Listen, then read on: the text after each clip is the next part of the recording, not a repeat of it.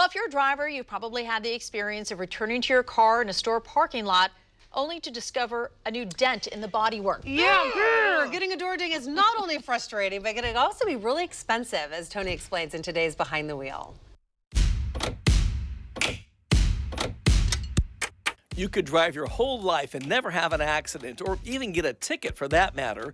But when it comes to getting a door ding, well... You always risk somebody parking next to you and opening the door on your car. Yep, just like death and taxes, those random chips, dents, and scratches we call door dings seem inevitable. And they come in 3 categories. If it's a door ding in the 1st degree, you might be able to fix it yourself. If you can't feel it with a fingernail, we always try to polish out before we try to do any repairs to it. So if you can see it but not feel it, like with your fingernail, your best bet is to try rubbing compound and finishing polish. If you're lucky, you can buff it out. But a ding in the 2nd degree gets more complicated.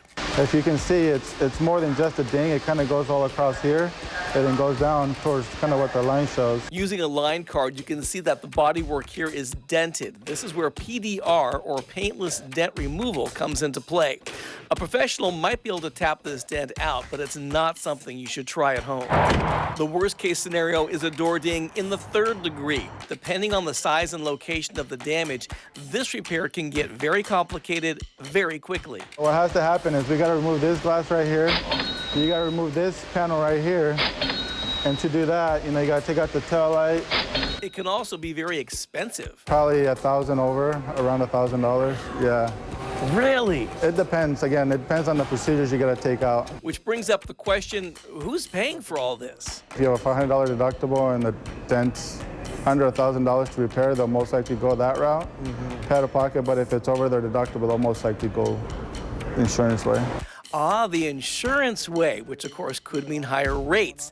The real question here is, how much is your car worth? If it's a $5,000 ding magnet like my kid's Corolla, another ding just adds to the charm. But if your car is a keeper, you're probably going to want to get it fixed and just hope it never happens again.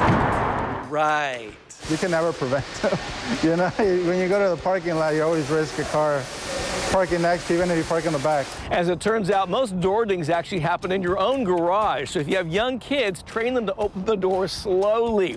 Your parking lot at work's another hot spot, so make sure you park far away from everybody else and try to get the end of a row. That way, at least half of your car is protected and you've cut your chances of a door ding in half. I'm Tony Martinez, Fox 12 Oregon. I park far away from all of you. Yes, because I want to make sure that my car stays intact. If you go on like YouTube, there's like tons of videos of like people using like hair dryers and heat guns and suction cups to pull dents out. But I mean, you can actually make it worse. Luis was saying that he sees a lot of people who, like, it's like anytime any home repair, DIY. You do more damage trying to do it on your own. So. It sure is frustrating, though, because you can do everything right and you still end up with a door And you ding. mentioned the lease, too. In that situation, you pretty much got to get it done before you return the car. So. Man, good advice, though, Tony. Thanks. Good information. Yeah, thank you. I always try to park next to a Tesla, especially if it has the gull wing doors. A Ferrari on one side. And That way, everybody's super careful. If you see my kids' Corolla, they got nothing to lose. So stay away. Right there.